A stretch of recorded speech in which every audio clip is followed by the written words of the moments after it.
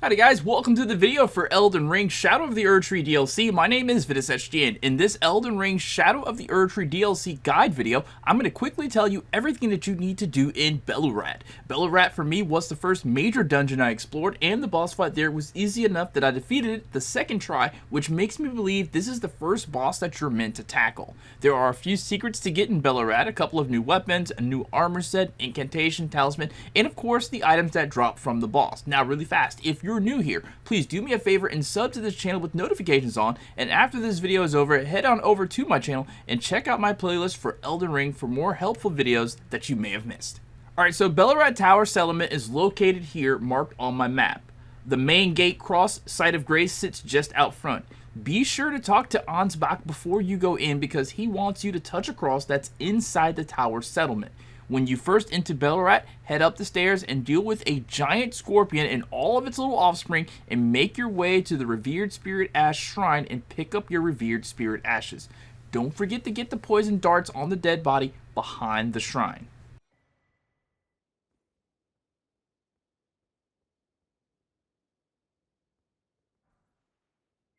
Next, make your way up the stairs and deal with another large scorpion spitting poison and continue up even more stairs where yet another scorpion is waiting to jump out on you. Once you make it out into the daylight of Belurat Tower Settlement, access the Site of Grace of the same name.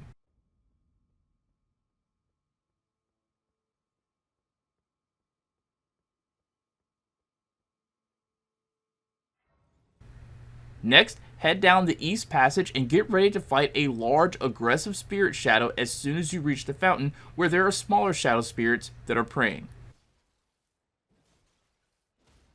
Next, head up the small staircase to the right and head down the main avenue where there will be a few shadows milling up and down the avenue with a few on a catwalk further down the lane that shoot magic at you.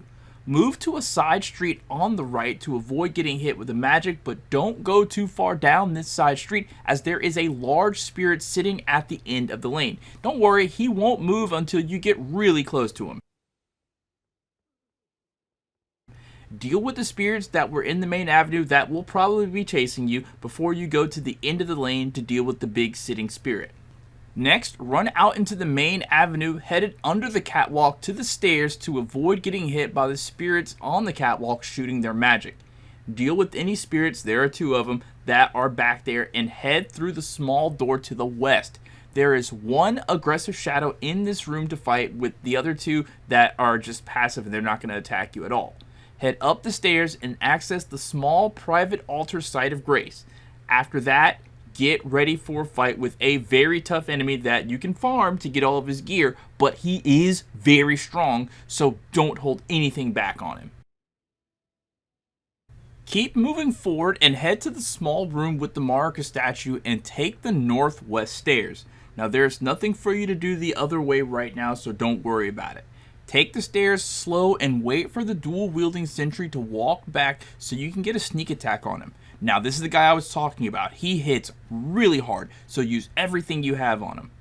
After he's dealt with, head to the east down a small staircase towards the rubble, headed toward an open entryway that leads to a courtyard.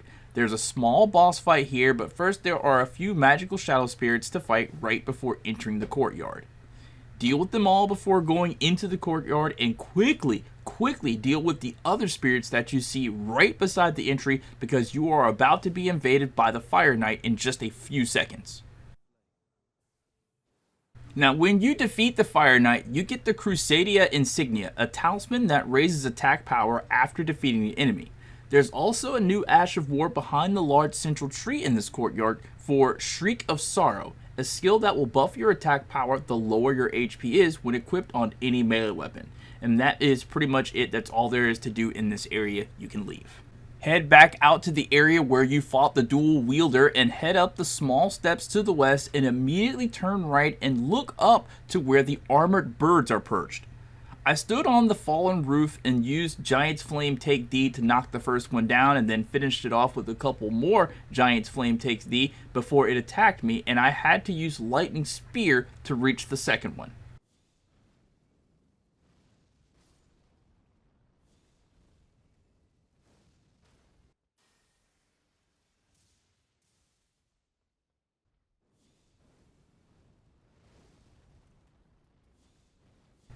Once the birds are dealt with, head down the narrow north lane and then continue heading west, but be ready because there are numerous shadows down this small narrow path, including a couple of the larger ones. On the left side of the path, about halfway down, there's a ledge that you can jump onto. Now after a few runs of this, I just run past this section without fighting. It looks something like this.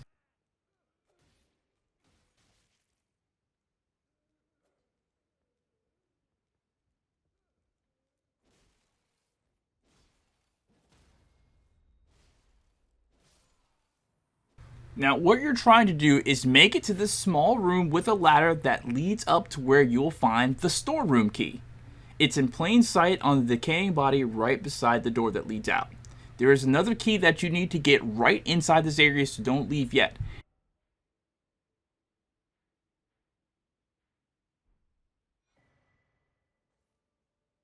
After you get the storeroom key, head out of the door and turn south and deal with the large spirit shadow. At the top of the stairs, there is a ledge that you can hop onto with red shingles. Walk down the length of this red shingle roof until the end and fall down onto the narrow, carpeted path that attaches to a breezeway.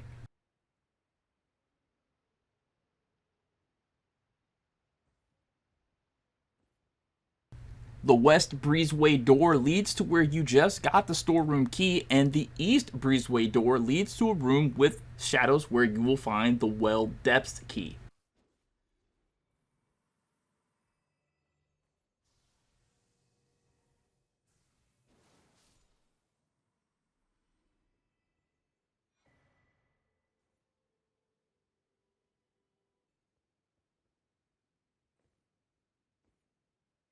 After you have the well depths key, head back to the west room with the ladder, drop down and head back up the ladder, and this time you're going to go out of the door up the stairs to the north.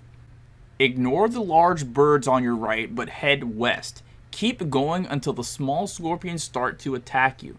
Deal with them, but as soon as they're finished, you're going to turn south and find a down staircase and take it down to where there is a lift. At the bottom of this lift, head to the next room and activate the switch that opens the door to the Belurat Tower Settlement Grace Site. Rest if you have to. Take the lift back up and go back the way that you came up the stairs, heading northwest towards an open door. Now, don't go in that open doorway yet, as there are two giant scorpions waiting to attack you. Instead, find the rubble just to the northeast of the door, like right beside it, and jump over it to reveal a slightly hidden doorway that leads to a room with flying moth people. Defeat all of the flying moth people and head up to the east doorway where you will find the gold cross that you were asked to touch. Interact with it and then head to the south door where you will see an altar and can find the dried bouquet talisman, an item that raises your attack power when your spirit ashes die. Next, go back out the way you came, past the gold cross, and jump back over the rubble, and then if you want, you can fight the scorpions in the back northwest room. Though the only thing that's in the room after you defeat the scorpions is the bone bow, an item with the unique skill called Rancor Shot, a skill that imbues arrows with vengeful spirits. Next, head away from the scorpion room, heading in the opposite direction to the east towards the armored birds.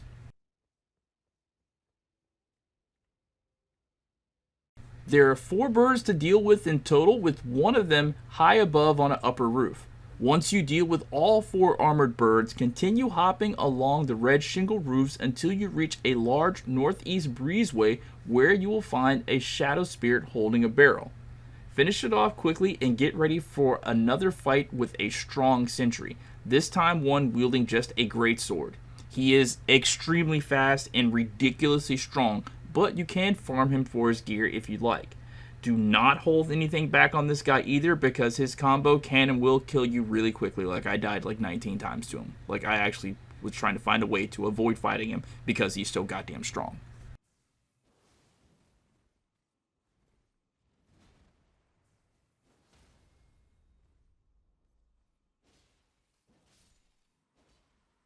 Once you're past him, head through the breezeway that he was patrolling and take the west path. This takes you toward the main boss fight area where there is a site of grace. Deal with the large shadows under the tree where they're all praying before taking out the small ones. There are also magic shooter shadows here as well.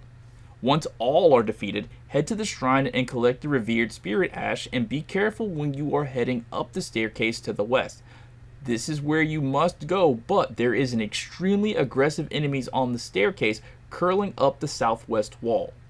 When you get past this extremely aggressive enemy, you're basically at the boss fight with the divine beast Dancing Lion.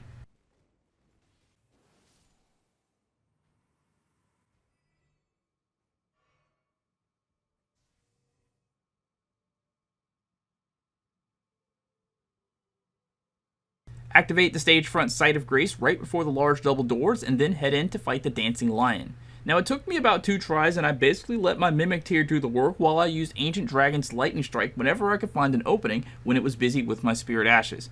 Use talismans and spells that protect you from lightning, as this is one of its main forms of attack. This boss only has one phase. Once you win this fight, you get the Remembrance of the Dancing Lion and the Divine Beast Head as reward. You can take the remembrance back to the finger reader at the Table of Lost Grace and either get a talisman that increases the potency of storms or a new Ash of War that has a more powerful form of Hoarfrost Stomp called Divine Beast Frost Stomp. Now that the Divine Beast is done, there are 2 more things left to do in this POI. First thing is to teleport to the Site of Grace for the small private altar and head out of the northwest door, but instead of going north up the stairs this time, you're going to head south to the catwalk where the magic shooter shadows are from the beginning. Take them out quickly and head to the opposite end of the catwalk and find the storeroom door on the east wall. Head inside and equip yourself with the Divine Beast Head Helm and talk to Hornsent Grandam.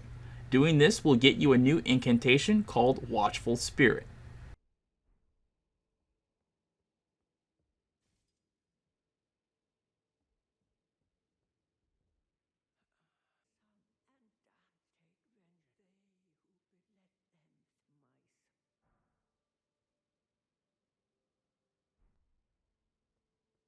And now the final thing to do is to head to the well depths. So teleport to the Belurat Tower Settlement Site of Grace and once again head east up the stairs and quickly defeat the large shadow.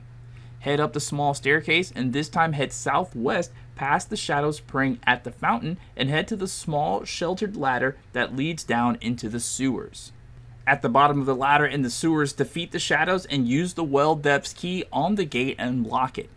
Make sure when you're going into this area that you have items to cure poison. And be careful of the flying Mothmen here because they can and will gang up on you and some of them spew out poison. Now there are 2 main fights that you do down here. At the entrance, if you take it all the way around to the northwest, hugging the northwest wall, you will make it to a ladder that leads up to a door that you can only open from this side. This room connects to the Belurat Tower Settlement Site of Grace.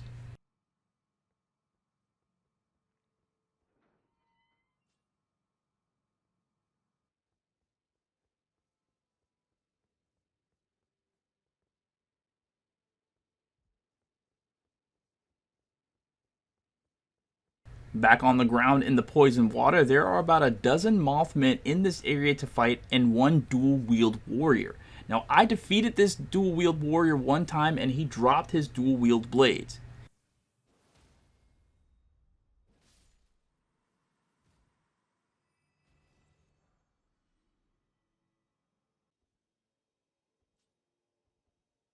If you go back the way that you came and this time hug the wall going south towards the down towers, it leads you to a boss fight. You will know that you're there because your spirit ashes will finally be available for summoning. The boss you fight is a poisonous tree demon. Here I just used my Mimic Tier ashes and again found ways to safely, or as safely as I could, use Ancient Dragon's Lightning Strike as much as possible. Took only 2 tries for me using the strategy. The tree demon drops the talisman called Immunizing Horn Charm +2. Once you're finished here with all the bosses, head back out to Ansbach and let him know that you touched the cross inside Belurat. And that's basically it. There are a few minor things that I purposely left out because they really aren't that important, but that's pretty much everything you need to know about the Belurat settlement town, at least until I figure out how to access the room at the very top of the tower that's protected by shadowy thorns. If you have any questions, please post them down in the comments. Otherwise, I hope this video was helpful, and if it was, you can show me your thanks by giving the video a thumbs up. Thank you guys so much for watching, and have a great rest of your day. Peace out.